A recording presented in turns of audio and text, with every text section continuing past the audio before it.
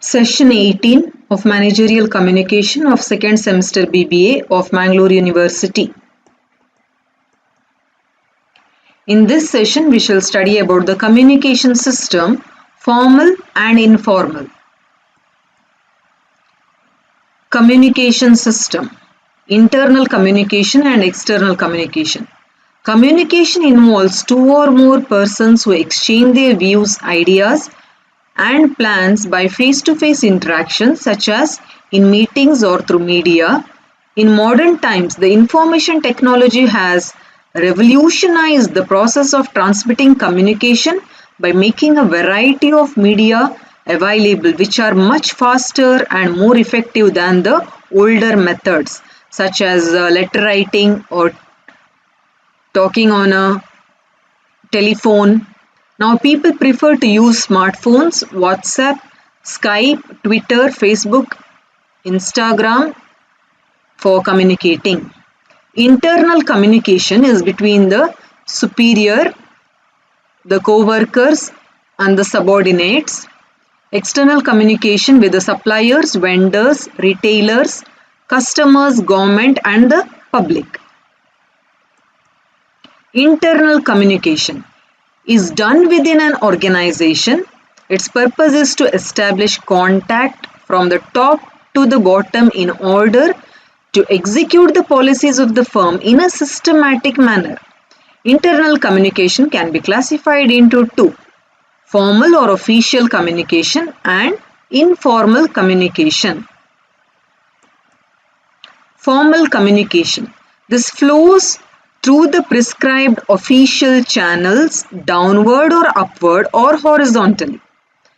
It is deliberately created, officially prescribed communication between the various positions in the organization. It aims at regulating the flow of information to maintain smoothness, accuracy, and timely delivery of the information. Informal communication, which is also called as grapevine.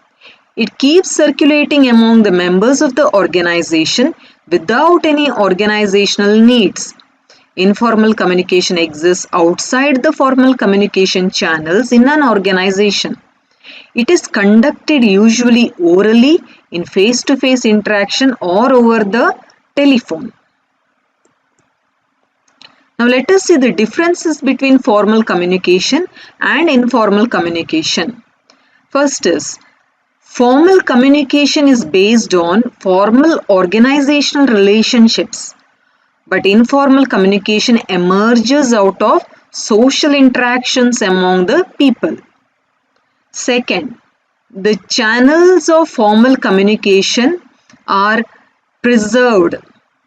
Channels of informal communication depends on individual relationships.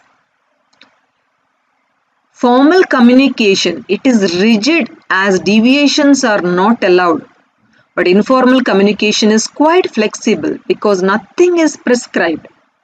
Fourth, the speed of message travel is slow in case of the formal communication because of formalization.